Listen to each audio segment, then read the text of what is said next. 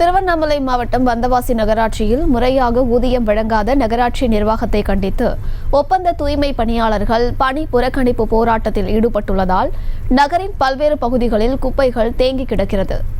இது தொடர்பான மேலும் விவரங்களை கொடுப்பதற்காக செய்தியாளர் அகிலன் இணைப்பில் இருக்கிறார். பேசலாம். அகிலன், இது தொடர்பான முழு விவரங்கள். நிச்சயமாக அம்ருத்.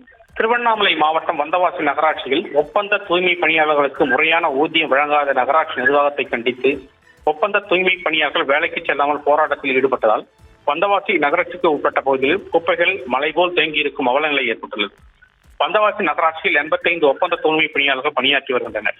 ஒப்பந்த முறையில் வேலை செய்யும் தூய்மை பணியாளருக்கு தினக்கூலியாக நாள் ஒன்றுக்கு 300 ரூபாய் வழங்கப்பட்டு வருகிறது. இந்த நிலையில் ஒப்பந்த முறையில் வேலை செய்யும் தூய்மை பணியாளருக்கு தினக்கூலியாக 486 ரூபாய் நிர்ணயம் செய்யப்பட்ட நிலையில் 300 ரூபாய் மட்டும் வழங்கப்படுவதாக ஒப்பந்த தூய்மை பணியாளர்கள் குற்றம் சாட்டுகின்றனர். மேலும் வைப்புத் தொகை எவ்வாறு வைக்கப்பட்டுள்ளது, அதற்குண்டான புத்தகங்கள் இதுவரைக்கும் வழங்கவில்லை. இந்த நிலையில் ஒப்பந்த தூய்மை பணியாளருக்கு முறையான ஊதியம் வழங்க வேண்டும் என்று கோரிக்கை வைக்கின்றனர். இந்த நிலையில் ஒப்பந்த தூய்மை பணியாளர்கள் வேலைக்கு செல்லாத காரணத்தால் வந்தவாசி நகராட்சிக்கு உட்பட்ட பல்வேறு பகுதிகளில் குப்பைகள் மலைபோல் தேங்கி நிற்கும் அவலநிலை ஏற்பட்டது.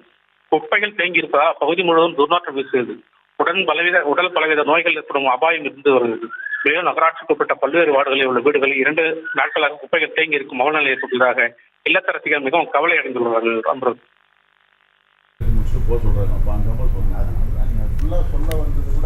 விவரங்களை வழங்கியமைக்கு நன்றி அகிலன்.